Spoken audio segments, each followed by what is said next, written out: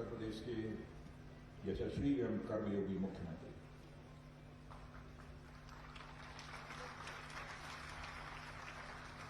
माननीय योगी आदित्यनाथ जी, श्री भानु प्रताप सिंह जी वर्मा, केंद्रीय राज्य मंत्री सूक्ष्म लघु एवं मध्यम उद्योग भारत सरकार, श्रीमान राम नरेश अग्निहोत्री, आबकारी एवं मद्य निषेध विभाग के राज्य के मंत्री श्री मनोहर लाल जी पंत, राज्य मंत्री श्रम एवं सेवा योजना, श्री अनुराग जी शर्मा, सांसद झांसी, श्री रामचंद्र जी सिंघल, मेयर नगर निगम झांसी, श्री पवन जी गौतम, जिला पंचायत अध्यक्ष, और श्री अजय कुमार, रक्षा सचिव भारत सरकार, और यहाँ के लोकप्रिय विधायक श्री रवि शर्मा।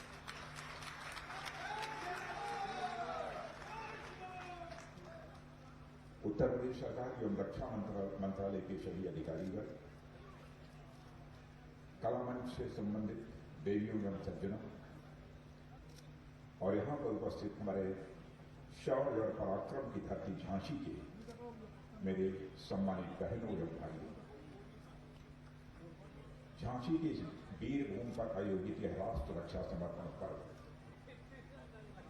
देश की रक्षा के प्रति हमारे संकल्प और समर्पण के साथ साथ भारतवासियों की शौर्य, पराक्रम, त्याग और बलिदान की अद्भुत परंपरा का यह उत्सव है।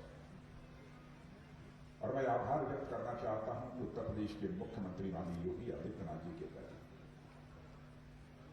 इस राष्ट्र रक्षा संकल्प पर्व का आयोजन करने में उत्तर प्रदेश सरकार का जितना सहयोग प्राप्त हुआ है, उसकी जितनी भी प्रशंसा की जाए वह कम है। इसके लिए मैं उनके प्रति, उनकी सरकार के प्रति आभार व्यक्त करना चाहता हूं। यह पर्व साथियों जहां हमें भारत की गौरव गाथा से जोड़ता है, देश की स्वाधीनता के लिए हुए संग्रामों से जोड़ता है, वहीं भारत की आजादी के अमृत महोत्सव से भी यह जुड़ा हुआ है।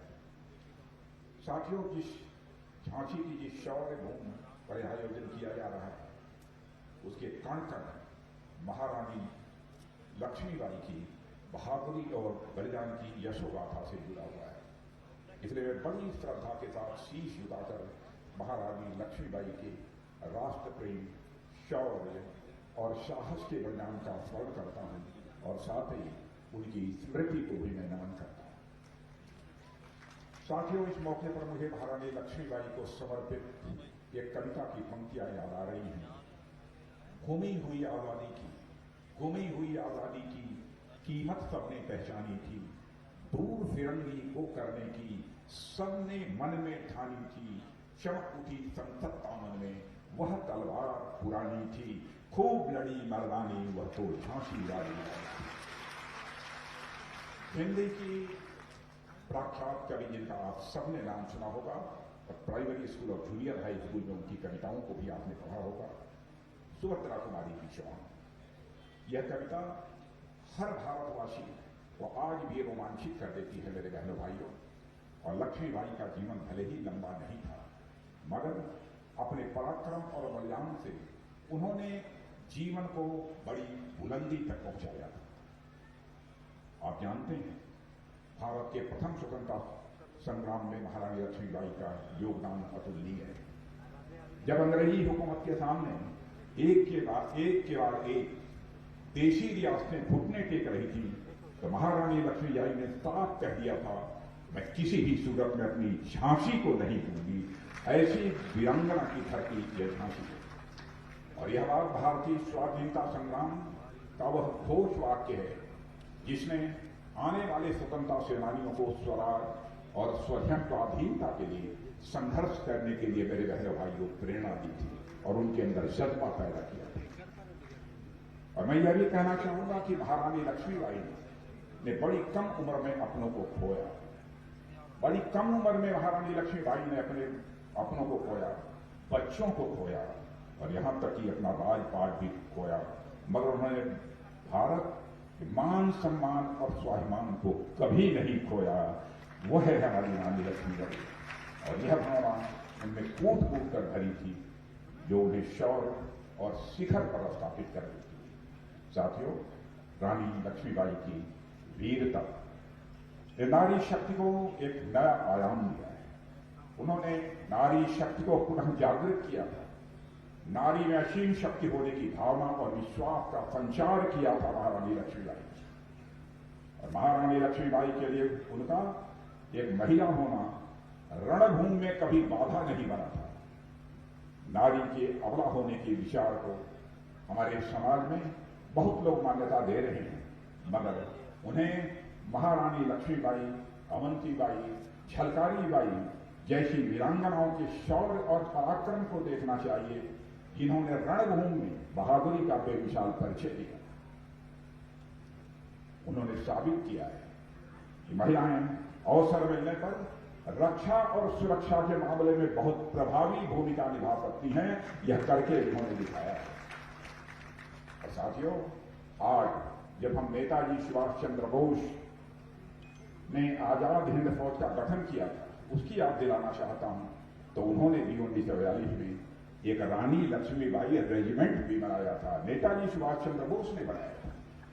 नेताजी सुभाष चंद्र बोस यह मानते थे कि आजादी की लड़ाई आधी आबादी की भागीदारी के बिना अधूरी है। इसीलिए उन्होंने अपनी एक बटालियन का नाम, एक रेजिमेंट का नाम रानी लक्ष्मीबाई के नाम पर रखा था। दुर्भाग्य से आजादी के बाद महिलाओं को राष्ट्र रक्षा के काम में बहुत सक्रिय भागीदारी निभाने का मौका नहीं मिला, मगर अब हालात बहुत तेजी से बदल रहे हैं। और मैं आपको बताना चाहता हूं, जब से प्रधानमंत्री श्री नरेंद्र मोदी जी ने शासन बागडोर संभाली है, महिलाओं की हर हमारे फोर्स में भागीदारी बढ़ रही है, चाहे आर्मी हो, चाहे एयरफोर्स हो, चाहे वह नेवी हो। और जब मैं देश का गृह मंत्री था, तो मैंने एक एडवाइजरी भी सभी राज्यों को जारी की थी कि सभी राज्यों को यह प्रयत्न करना चाहिए कि पुलिस के अंदर भी कम से कम 33% महिलाओं का प्रतिनिधित्व होना चाहिए था, होना चाहिए। यह आदेश हमने उस समय जारी किया था। पैरामिलिट्री फोर्सेज में महिलाओं का प्रतिशत हमारी इस एडवाइजरी जारी करने के बाद बढ़ा है। और मुझे खुशी है यह कहते हुए कि हिंदुस्तान के कई राज्यों में भी पुलिस फोर्स में महिलाओं का प्रतिशत तेजी के साथ बढ़ रहा है। अब सेना में भी महिलाओं के लिए हर बंद दरवाजे खोले जा रहे हैं। हमने सेना के तीनों अंगों में महिलाओं की भागीदारी मेरे बहनों भाइयों बढ़ाई है। सैनिक स्कूलों में बच्चियों का को एडमिशन भी दिया जा रहा है। अब तो पुणे में मौजूद भारत के सबसे प्रतिष्ठित सैन्य प्रशिक्षण संस्थान नेशनल एकेडमी में भी महिलाओं के लिए खोल दिया गया है। यही तो वीरांगना रानी लक्ष्मीबाई के प्रति सचमुच हमारी सच्ची श्रद्धांजलि हो। आप सबको यह जानकर हैरानी होगी, पिछले दिनों एनडीए में दाखिले के लिए देश भर से 2 लाख लड़कियों ने प्रवेश परीक्षा दी। 2 लाख से अधिक लड़कियों ने प्रवेश परीक्षा दी। साथियों, अब तो सेना में महिलाओं को परमानेंट कमीशन भी देने की व्यवस्था बन गई। लंबे समय से इस देश में महिलाएं सेना में परमानेंट कमीशन की मांग कर रही थी, लड़ रही थी। अब सेना ने फैसला किया है योग्य महिला अधिकारी जो मेरिट में क्वालिफाई करेगी, अब उन्हें परमानेंट कमीशन दे दिया जाएगा। और महिला सशक्तिकरण का इससे अच्छा, इससे बढ़िया और क्या दूसरा कोई उदाहरण हो सकता है। साथियों, आज जो राष्ट्र रक्षा समर्पण पर्व हम मना रहे हैं, उसकी भावना, या मैं यह कहूं कि स्वतंत्रता या राष्ट्र प्रेम की भावना इस देश में सदियों से मौजूद रही है। मैं याद दिलाना चाहता हूं, वह राष्ट्र रक्षा का ही भाव था जिसने आचार्य चाणक्य को आक्रांताओं के खिलाफ चंद्रगुप्त को लड़ने के लिए तैयार किया था। वह राष्ट्र रक्षा का ही भाव था जिसने आचार्य चाणक्य को आक्रांताओं के खिलाफ लड़ने के लिए चंद्रगुप्त को तैयार किया था। वह राष्ट्र रक्षा का ही भाव था जिसने महाराणा प्रताप को मुगलों की अधीनता कभी न स्वीकार करने की प्रेरणा दी थी। और उसी राष्ट्र रक्षा के भाव ने छत्रपति महाराज शिवाजी को महाराष्ट्र के साथ साथ समग्र राष्ट्र के बारे में चिंतनशील बनाया था। इसी तरह न जाने ऐसे कितने हमारे राष्ट्र नायक हैं जिन्होंने देश की आजादी के लिए संघर्ष किया और अपने प्राणों तक का बलिदान देने में उन्होंने रंच मात्र भी संकोच नहीं किया। मेरे बहनों भाइयों, आज जब हम सभी यहाँ एकत्र होकर राष्ट्र रक्षा समर्पण का पर्व मना रहे हैं, तो यह पर्व हमें इसका अवसर भी देता है कि हम एक पल ठहर कर अपनी अब तक की यात्रा पर विचार करें। हम देखें कि अपनी आजादी से लेकर अब तक हमने क्या उपलब्धियां हासिल की हैं, विकास पथ पर हम कितनी दूरी तक हम आगे बढ़े हैं और अभी हमें और कितनी यात्रा तय करनी है, और हमारे पूर्वजों ने इस देश के लिए क्या किया है, उससे सीख लेते हुए अपने भविष्य की राह हमें और आपको मिलकर ही प्रशस्त करनी होगी। समय के साथ जैसे चीजें बदली हैं, विचार बदले हैं, अवधारणाएं बदली हैं, और मैं तो समझता हूं कि हमारे लिए हमारी आजादी का अर्थ भी बदला है। और किसी समय हमारी आजादी का मतलब विदेशी शासन से मुक्ति था, लेकिन उसके बाद इसका अर्थ हुआ दुनिया की सहायता से अपनी जरूरतें पूरी करना और विकास की यात्रा तय करना। यह अब सच्ची आजादी नहीं, पर आज इसका अर्थ यह हो गया है कि हमें अपने विकास की यात्रा भी तय करनी है और अपने को पूरी तरह आत्मनिर्भर भी बनाना है। और मैं यहां इस सभा के माध्यम से मैं देश की जनता को यह बताना चाहता हूं, भारत ने जैसे राजनीतिक आजादी हासिल की है, भारत अब सामरिक आजादी भी हासिल करेगा। और एक दशक के अंदर इसी भारत के अंदर ऐसे हालात पैदा हुए कि हमारे सेना के जवानों के लिए जो हथियार इसके पहले तक और अब तक भी काफी हथियार दुनिया के दूसरे देशों से आयात किए जाते हैं, मेरे भाइयों, आगामी 1-1.5 दशक में ऐसे हालात पैदा होंगे कि हम दुनिया के दूसरे देशों से हथियार अपने सेना के बहादुर जवानों के लिए आयात नहीं करेंगे, बल्कि भारत की धरती पर ही भारत के जवानों के हाथ से वो हथियार बनाए जाएंगे। सामरिक स्वतंत्रता हम हासिल करना चाहते हैं, इसलिए हमने स्वदेशी का रास्ता अपनाया है। पूज्य बापू का यह मानना था कि आजादी का मतलब केवल राजनीतिक आजादी या कागजों पर ही शासन का हस्तांतरण नहीं है।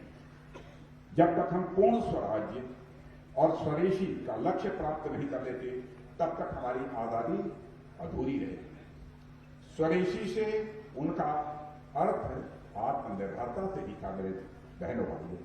और मुझे कहते हुए खुशी है कि सरकार के प्रयासों से हमारा देश आत्मनिर्भरता की राह पर बड़ी तेजी से आगे बढ़ चला है।